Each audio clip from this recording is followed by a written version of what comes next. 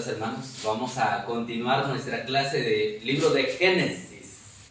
Estamos estudiando el libro de Génesis y ya avanzamos hasta el capítulo 23. Ya lo terminamos, ahora nos toca el 24. Vamos a dar un repaso de cada capítulo como lo hemos hecho. Capítulo 1 habla de la creación. Capítulo 2 habla de Adán y de Eva. Capítulo 3 habla de la caída. Capítulo 4 habla de Caín y Abel. Capítulo 5 habla de genealogías. Capítulo 6 habla de la maldad y Noé construye un arca. Capítulo 7 habla del diluvio. Capítulo 8 habla el diluvio continúa. Capítulo 9 habla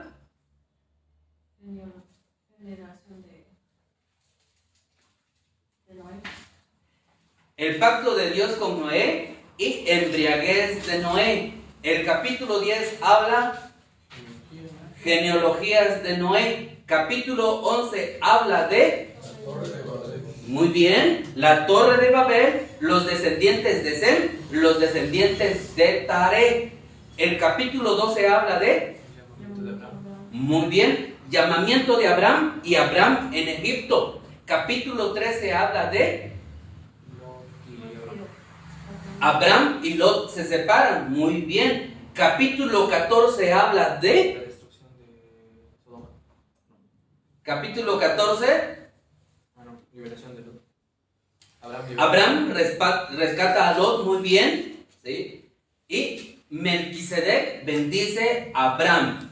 Capítulo 15 habla de el pacto de Dios con Abraham. Capítulo 16 habla de Agar e Ismael. Capítulo 17 habla de la circuncisión, señal del pacto. El capítulo 18 habla de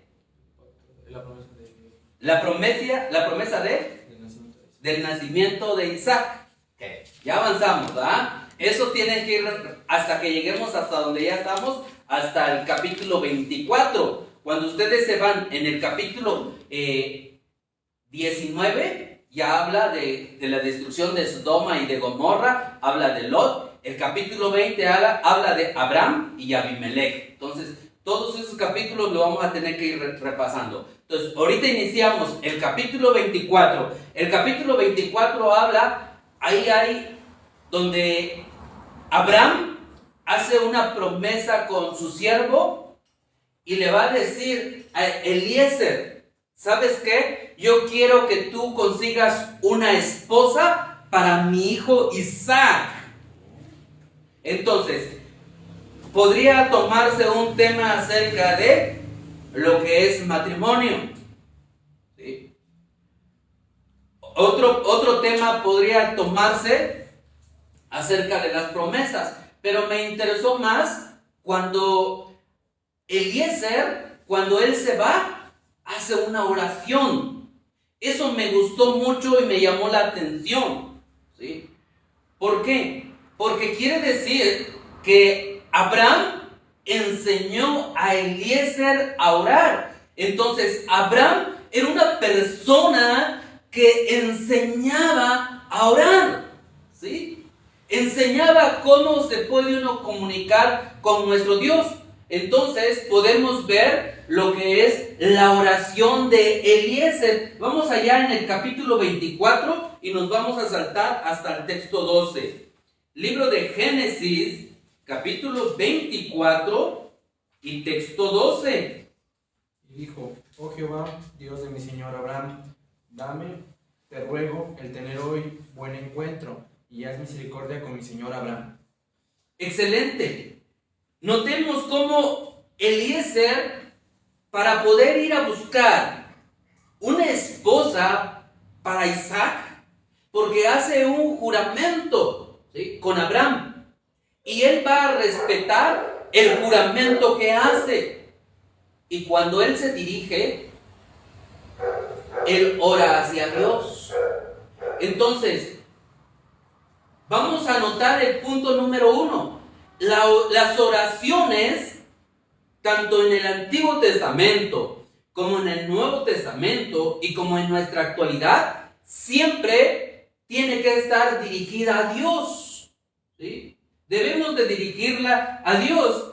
Cuando nosotros notamos en el libro de Mateo, el capítulo 6, Cristo Jesús hace la oración modelo y Él enseña que nosotros debemos de dirigirnos a Dios, ¿sí?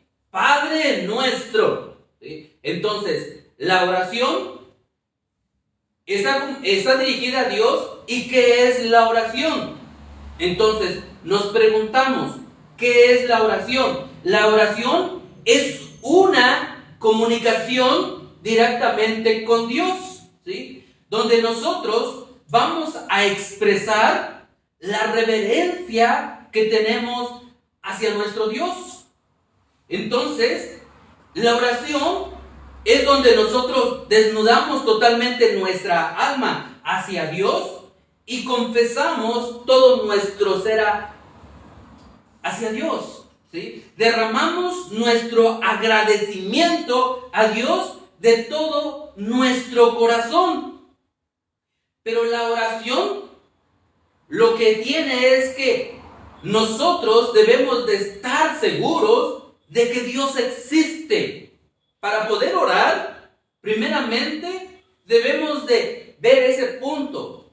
Asegurarnos de que Dios existe y que Dios nos escucha, ¿sí? Dios pone atención a todas nuestras oraciones. Entonces, dice el libro de los Hebreos en el capítulo 11, en el texto 6. ¿Cómo dice? Hebreos capítulo 11, texto 6. Dice, pero sin fe es imposible agradar a Dios, porque es necesario que el que se acerca a Dios crea que le hay y que es galardonador de los que le buscan. Amén. Gracias. Entonces, pero sin fe, punto 1, para poder orar a Dios, si yo ya sé que existe Dios y que Dios me escucha, es necesario que yo tenga fe en Dios, ¿sí? Yo voy a tener fe en Dios y me voy a acercar a Él, porque si yo no tengo fe en Dios, dice la Escritura, porque sin fe es imposible agradarle a Dios. Entonces yo me acerco con una fe de que creo que Él existe, de que creo de que Él me escucha. Aunque yo no lo puedo ver, porque Dios es espíritu, y un espíritu no tiene ¿qué? Carne ni hueso. Entonces, Él me está observando, Él me está escuchando. Entonces, yo me acerco con fe y eso es lo que le agrada. Entonces, la oración es para tener una comunicación directa, una comunión con Dios. Porque Dios, a pesar de que escucha mi oración, también la contesta, ¿sí? Fíjense, le pedimos a Dios y Dios responde. Dice el primer libro de Juan, capítulo 5, en el texto 14. Primer libro de Juan, en el capítulo 5, en el texto 14. Y esta es la confianza que tenemos en Él, que si pedimos alguna cosa conforme a su voluntad, Él nos oye. Entonces, en la oración hay condiciones. Si pedimos, ¿de acuerdo a qué? A su voluntad. Él nos escucha. Entonces, no todas las oraciones van a ser contestadas como nosotros queremos. Dios va a contestar de acuerdo a lo que Él diga. Nosotros podemos pedir y podemos observar una respuesta de Dios positiva diciendo sí. Puede decirnos no, o puede decirnos sigue orando, espera, ten paciencia. Entonces, cuando nosotros pedimos de acuerdo a la voluntad de Dios, las oraciones son respondidas más pronto. Entonces, todas las peticiones que llegan delante de Dios van a tener requisitos y los vamos a ir viendo poco a poco, porque muchas veces se puede orar y nada más no podemos recibir respuesta. Entonces, ¿qué pasó? Cuando nosotros oramos a Dios, lo que nosotros hacemos es de que expresamos lo que nosotros pensamos, lo que nosotros sentimos, ¿sí? Lo que nosotros sentimos, se lo decimos a Dios, ¿sí? Entonces, lo pensamos y se lo decimos a Dios, porque es lo que nosotros aspiramos en la vida. Quiere decir que le podemos decir nuestras necesidades, le podemos decir nuestros problemas, lo que estamos viviendo, lo que estamos pasando y lo que estamos sintiendo. Y no solo eso, lo que nosotros deseamos en la vida. Entonces le podemos decir a Dios cómo estamos hasta aún de ánimo. Quiere decir que Dios escucha las oraciones de sus hijos. Cuando le oran a Él, Él pone atención a la oración. Entonces, las oraciones nuestras pueden ser peticiones, ¿sí? Pueden ser oraciones de acción de gracia. Puede ser una oración de adoración o puede ser una oración de meditación, ¿sí? Hay quienes se encierran en el cuarto y están meditando. Entonces te das cuenta que podemos tener diferentes tipos de oración. Puede ser una oración de pura petición. Puede ser una oración de pura acción de gracias. Gracias, Padre, porque me has bendecido, porque he recibido bendiciones tuyas. Y puede ser una oración de pura gratitud. Pero también puede ser una oración donde nosotros estemos pidiendo a Dios. En el caso allá de Jacob, veamos su oración que él hace. Está en el libro de Génesis, en el capítulo 28, en el texto 20. Libro de Génesis, capítulo 28, el texto 20.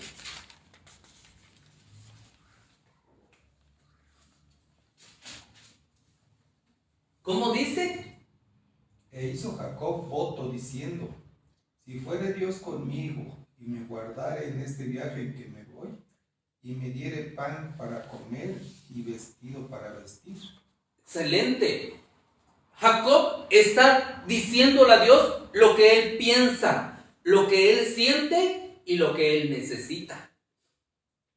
Dios mío, si tú me acompañas, si tú me das protección, si tú me das de comer, o sea, él está haciendo una promesa a Dios, ¿sí? Yo te voy a servir, te voy a dedicar mi vida. Está haciendo un voto hacia Dios, ¿sí? Cuando se hace una promesa a Dios y Dios responde a lo que nosotros pedimos, entonces también nosotros nos tenemos que sentir obligados a contestar lo que nosotros prometimos hacia Dios. Aquí vemos lo que Jacob está haciendo, está prometiendo a Dios. Y Dios cumple, Dios le protege, le provee de todo lo necesario aquí en la vida. Como dice ahí el texto 21. Y si volviere en paz a casa de mi padre, Jehová será mi Dios. Note, líbrame en lo que yo me voy y cuando yo regrese. Y eso a veces también nosotros podemos orar. Padre, bendice el momento que yo voy a salir de mi casa. ¿Por qué razón? ¿Te imaginas cuántas personas estuvieron fuera en el día de la balacera? ¿Cuántos lo escuchamos? ¿Y cuántos estuvieron afuera? ¿Y qué es lo que pasó en el momento de los disparos? ¿Que no todos salieron corriendo? Uno que otro ahí nada más se quedó. Ya no regresó a su casa. Entonces te das cuenta de que a veces las balas salen perdidas. Y por eso la importancia, así como Jacob, cada vez que nosotros salimos, puede ser un accidente, puede ser un paro cardíaco. ¿Cuántas veces has escuchado de que una persona va manejando y le dio un paro cardíaco ahí y ¡fum!, hasta pasó a arrollar a personas? ¿Sí? En el caso de hace muchos años, aquí en el centro, una persona iba manejando y ¡fum!, se murió en pleno centro y se fue a estampar en una casa. ¿Sí? Entonces, la importancia de poder decir como Jacob: Padre, bendíceme en la hora que voy a salir, también para que yo pueda regresar con bien a mi hogar, porque tú eres mi Dios. Entonces te das cuenta cómo Jacob está haciendo un voto con Dios. Entonces nosotros decimos, ¿por qué orar entonces? Número uno, estamos viendo nosotros la oración de Eliezer, que nosotros debemos de orarle hacia Dios. ¿Y por qué orar? Porque a Dios le agrada.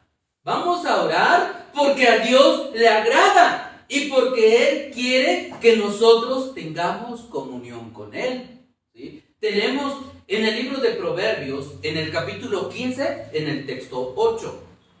¿Quién lo encuentra?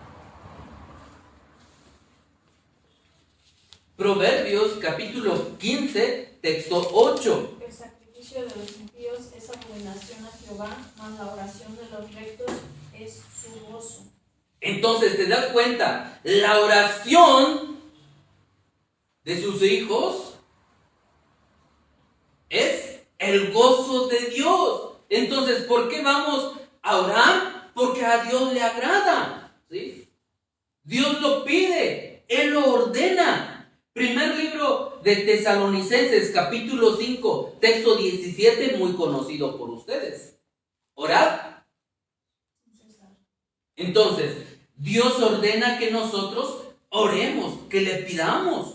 Entonces, si te das cuenta, toda nuestra oración siempre va a estar dirigida al Padre, ¿sí? Porque Dios así lo desea. Segundo punto. Vamos a notar la forma en que oraban en el Antiguo Testamento, ¿sí? Era una costumbre de que cuando ellos oraban, la costumbre de los judíos, una tradición de los judíos, que cuando ellos oraban, levantaban las manos, ¿sí? Nosotros podemos ver a veces personas que oran y levantan las manos. Allá en el libro de Salmos, capítulo 28, texto 2. Libro de Salmos, capítulo 28, texto 2. Oye la voz de mis ruegos cuando clamo a ti, cuando alzo mis manos hacia tu santo templo. Ellos tenían esta parte de levantar las manos y dirigirlas hacia el templo. ¿Por qué? Porque decía, allá está la presencia de Dios. Entonces, cuando ellos colocaban una sinagoga, la puerta de la sinagoga tenía que estar dando en dirección también hacia el templo. Entonces, cuando ellos oraban, decían, para que Dios me pueda escuchar, voy a levantar mis manos y las voy a dirigir hacia donde está el templo, porque Dios me va a estar escuchando. Aún Salomón, eso mismo decía, cuando tus hijos oren hacia ti, tú oirás y perdonarás tus pecados. Entonces, los judíos eso hacían y tenían también horarios de la oración. Oraban, ¿cuántas veces al día, Samuel?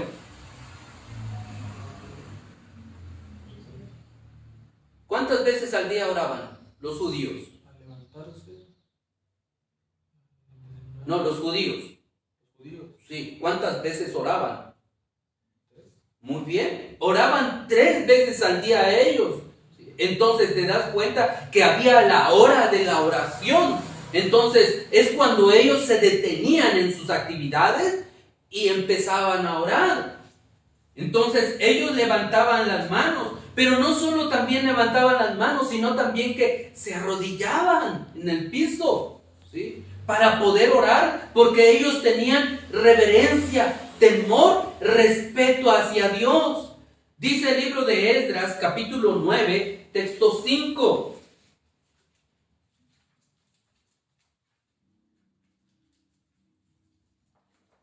Gladys, vamos a pedirle a Gladys que lo lea. ¿Esdras? Esdras 9:5. Dice así: y a la hora del sacrificio de la tarde me levantaré de mi aflicción, y habiendo rasgado mi vestido y mi manto, me postré de rodillas y extendí mis manos a Jehová mi Dios. Entonces, ahora notemos cómo hace. Dice que se arrodilla y levanta las manos, ¿sí? Esta era otra costumbre no muy conocida o practicada por el cristianismo, porque para nosotros nos es más fácil orar parado, orar sentado, pero orar de rodillas, duele, porque no estamos acostumbrados. Entonces, cuando nosotros lo practicamos, ya tenemos que tener algún cojincito o algo ya especial para estar orando y empezar a practicar esta rutina. Entonces, es muy bueno la oración de rodillas. Ellos lo hacían, los judíos. Pero no solo esa oración, tenemos en el primer libro de Reyes, en el 18:42.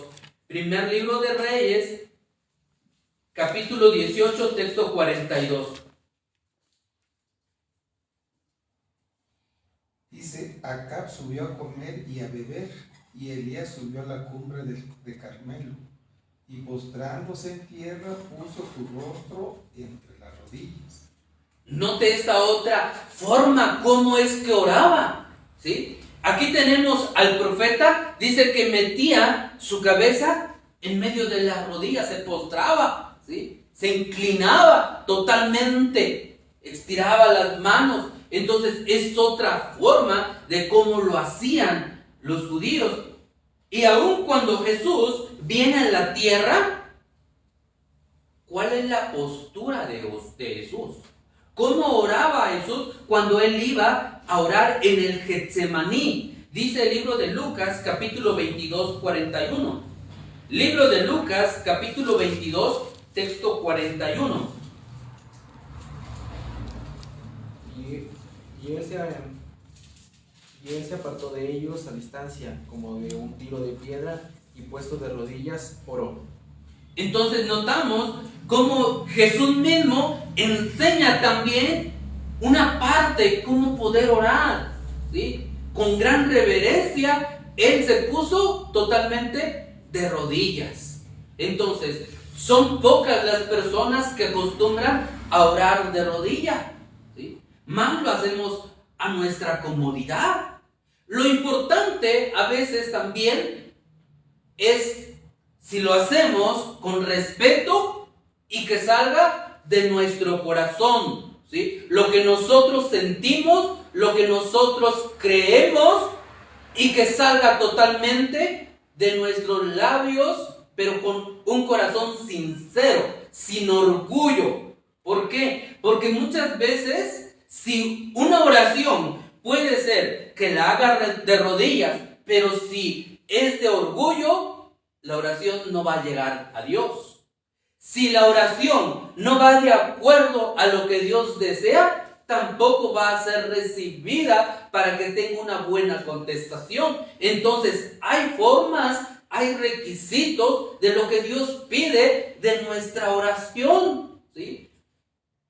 La oración de Eliezer, él está orando y me sorprendo de que tan pronto él acaba de orar y su oración es respondida, ¿sí? ¿Cuántas veces tú has orado y de repente has tenido respuesta al otro día, a la semana o al mes, ¿sí? O al instante, como Eliezer? Eliezer dice que estaba orando, no había terminado de orar y Dios ya estaba viendo para contestar su oración. Él rápido empieza a observar la respuesta, porque la oración de Eliezer era sincera, con reverencia y con humildad. 3 puntos que noté que tenía la oración de Eliezer. Entonces, quiere decir que hay requisitos en una oración. Acercarse a Dios con sinceridad, un corazón sincero, y como Eliezer, un corazón con humildad, un corazón con reverencia. Esto Eliezer lo aprendió ¿de quién? De Abraham. Abraham le enseñó, ¿sí? Entonces, lo que notamos de Eliezer es que aprendemos nosotros que Eliezer sabía con quién estaba platicando, con Dios mismo. Y cuando él está hablando con él, Eliezer estaba dando una comunicación bien entendible, ¿sí? Lo que Dios está escuchando, que le pudiera entender bien, ¿sí? Que él se expresaba de la manera como se habla todos los días, ¿sí? Muchas veces nosotros no podemos hablar entendible. Señor, yo te pido que tú me ayudes en mi problema. No le dije nada a Dios, ¿sí? No fue entendible. Pero si yo soy específico, entonces ahora sí ya es entendible. Aunque nosotros vamos a decir, pero Dios es omnisciente, Dios es omnipresente, Dios es omnipotente. Pero a Dios le agrada que tú hables y le expreses todo tu ser. Abras tu alma, tu ser, y la derrames delante de Dios.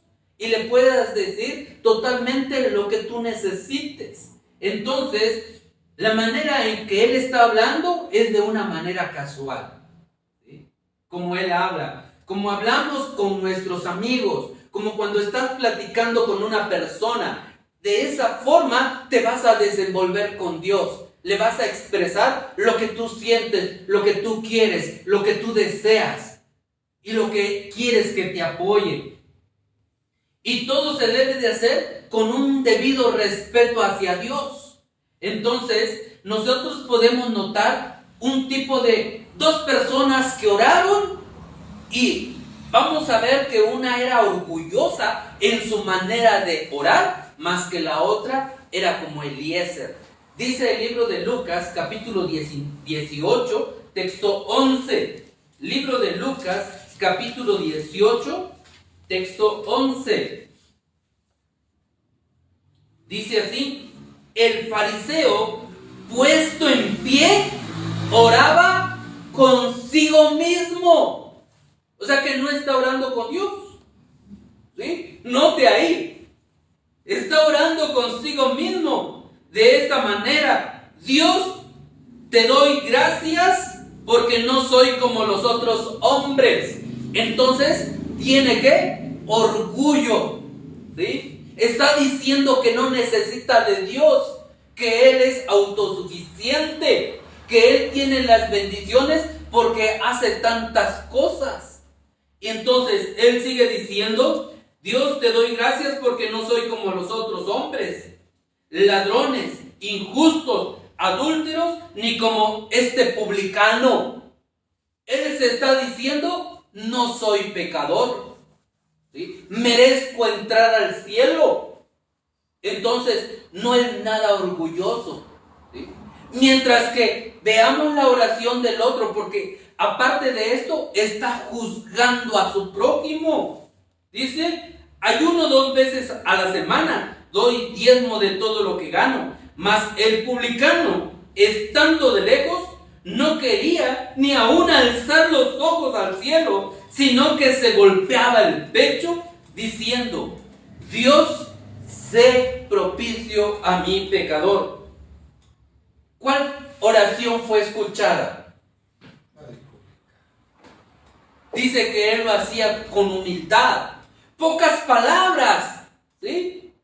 Pocas palabras, pero llegaron hasta arriba porque salían de su corazón, salían con humildad, reconocía quién es Dios y reconocía que Él es pecador y que Él depende de Dios. Para poder tener la salvación, depende de Dios. Entonces, su oración fue oída. Y eso es lo mismo que está pasando con Eliezer. Eliezer está derramando su ser delante de Dios y dice: Señor, prospera mi camino, ¿sí? Ayúdame, ¿sí? Tú conoces a tu siervo Abraham. Entonces, su oración no fue solo para él.